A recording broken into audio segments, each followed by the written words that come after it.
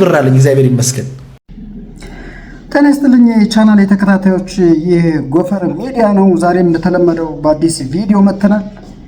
እዚህ ጋር ብትመለከቱት ማን ያዘዋል እንደሻው አብራችሁ ካላበዳችሁ እያለ ነው። እስኪ ሰምተን እንመለስ። እኔ 200 ብር ለኔ 200 ብር አለሜ ነች። እቺ 200 ብር ለኔ አለሜ ነች። ለአንተ አላቅ I can live a very fine life። ዴህን በዚህ ማሳለፍ ትችላል። ይሄ ማለት አልጨርሰው በጣም በሲምፕል ነገር ነው እንትን ማለት ይሄም ብር እኔ አልጨርሰው እመቤቴን እኔ በዚህ ብር I can make like this in the rich. I can live with this ብር a happy life የሚያስቀና ኑሮ መኖር ይችላል with this 200 ብር በቀን I can live that። እንደዚህ ሲምፕሊ ተደስቼ መኖር እየቻልኩኝ ለምን አባቴ ብዬ ነው የማሽቃብ። አሁን ይሄ ሰውዬ መከረን ነው ሸናብን ነው የምንለው? እስኪ እንደሞ አንብቡልኝ ምን ይላል? እነዚህ ሰዎች ግን ምን አድርጉ ነው የሚሉት? እስ ይኸውላችሁ ይሄ ቁላ ማለት ነው። ቁላ ማለት እራቁት ማለት ነው እንዴ? ቁላ ማለት አይደለም። ካነበብክ በደንብ አንብበው። ማንን ለማታለል ነው? እራቁት ማለት ነው ወይም ደግሞ ባዶ ማለት ነው። እስ ነፋ ይባላል። ነፋ ማለት ሰውነት ማለት ነው። ሰውነት። ስለዚህ ነፋ የሚለው ቃል ላልቶ ይነበባል። ቁላ ጠብቆ ነው የሚነበበው በአፋን ኦሮሞ ውስጥ። ለዛ ነው ብዙ ጊዜ ለምንድን ነው አፋን ኦሮሞ በሳባ ፊደል የማይጻፈው ብለው የሚጠይቁ ብዙ ሰዎች አሉ። ምክንያት ስላለው ነው። ምክንያቱም ለምሳሌ ይሄ ቢመጣልህ ምን ብለህ ነው የምታነበው? ምን ብለሽ ነው የምታነቢው? እናት ታውቂዋለሽ። ለዛ ነው አፋን ኦሮሞ በራሱ ፊደል የሚጻፈው። ምክንያቱም ሲጠብቅ ሲላላ የተለያየ ትርጉም የሚሰጥ ቃል ስላለ። ዛት ሚንስ ይሄ ምን ይላል? ነፋ ይላል። በአማርኛስ ብታነበው ይሄ ነፋ ብላ ነው የምታነበው? ነፋ ብላችሁ ነው የምታነቡት። ነፋ ሌላ ትርጉም ነው አይደል?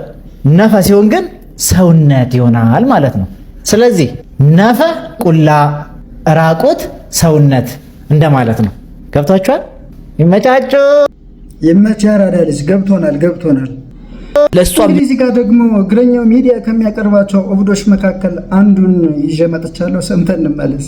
ምንድነው የምትሆንላት አንተ ባገኛት? ካገኘዋትማ አለያትም አብሬያት ነው የሚሄድ። እውነት ግን አትለቃትም? እንዲህ ሙጭጭ ነው የምትሄደው? ዓለምን እንዲህ ነው የምዞረው። ትሄዳለህ? ወዴት? ወደ እሷ ሄዳለሁ። ምን አሁን የሆነ ቀን እኮ ሄዳለሁ። ማርያምን የምሬን ነው። ቬሮኒካ ጋር ሄዳለሁ እርግጠኛ ነኝ። ዛሬውን ነገውን ምናምን አላውቅም፣ ግን ሄዳለሁ። ወደ ጥበብ የተጠራሁት ባላሰብኩት መንገድ ነው። ለኔም ትንሽ ይገርመኛል ሳስበው። ማለት በህልሜ ነው ቴዲ አፍሮ ወደኛ ቤት የመጣው። እሺ ከዛን ቀን ጀምሮ ነበር ግጥም ገጣሚ እንደሆንኩ ያወቅኩት። ከዛ በኋላ በቃ ገጣሚ ነኝ። ከዛ ቀጥላ ደግሞ ቬሮኒካ መጣች በቅደም ተከተል። በህልሜ እሺ። ከዛ በኋላ እነዚህን አርቲስቶች እንደማንኛውም ሰው ወዳቸዋለሁ፣ እንደማንኛውም ሰው አደንቃቸዋለሁ በፊትም ማለት ነው። ከዛ በኋላ ግን በጣም ወዳቸዋለሁ ማለት ነው። ከዛ ለኔ እንደሆነ አወቅኩት፣ መንገዴን ጀመርኩኝ። የቴዲ አፍሮ ቬሮኒካ በሁለተኛው ህልም ከመምጣቷ በፊት የቴዲ አፍሮን የህልም አመጣጥ ንገረኝ እስኪ። አንድ ሰው ወደ ዩኒቨርሲቲ ሊሄድ የነበረበትን የህይወት መስመሩን ትቶ በህልምህ ምክንያት አዲስ የሆነ ጥሪ ያገኘህ አይደለም? ጥበብ ጠራችኝ ያለው ቴዲ አፍሮን በህልም ማየትህ ነው። እንደ የጥበብን ጥሪ ከፈተለት። እኮ ጥሪ ያልከው እሱን ነው። ህልሙን ንገረን አሁን በደንብ አብራራልን። ህልምህን ምን አይነት ህልም ነበር? ቀኑን፣ ሰዓቱን፣ ጊዜውን ምናምን? እሱን ለመናገር ለእኔም ትንሽ ከብደኛል እውነት ለመናገር። እሺ እኛ ቤት ነው የመጣው። እኛ ቤት መጣ እንደማንኛውም እንትን ይዞ ጓዙን ይዞ እኛ ቤት ገባ። ከዛ በኋላ በጣም ብዙ ሰው ምን አይነት ነው የቴዲ አፍሮ ጓዝ? ዝም ኖርማሊ ልብስ ምናምን ተማሪ ወደ ዩኒቨርሲቲ ሲሄድ የሚይዘው ልክ እንደዛ እንደዚህ ሻንጣ ተሸክመሽ? እሺ ከዛ በኋላ ቤት ያለው እኔ ከብደኛል እውነቴን ነው። አይ ስሜቱ ይገባኛል። ምክንያቱም አይ ከባድ ነው ውስጥ ላይ ብዙ ነገር አለ። እሱን አውጥቻል ነገር ብቻ ወደ ጥበብ የመጣሁት በዛ ምክንያት ነው። ቬሮኒካ ቬሮኒካ ቬሮኒካ እርግብ መልኳ ቬሮኒካ ቬሮኒካ ቬሮኒካ እርግብ መልኳ ባልኖርም ፊቱን ቀድሜ ጨረቃን የሰከንድ እድሜ የዓለም ነገር ባንቺ ሲወሰን ለደስታም ሀዘን ነው ወገን።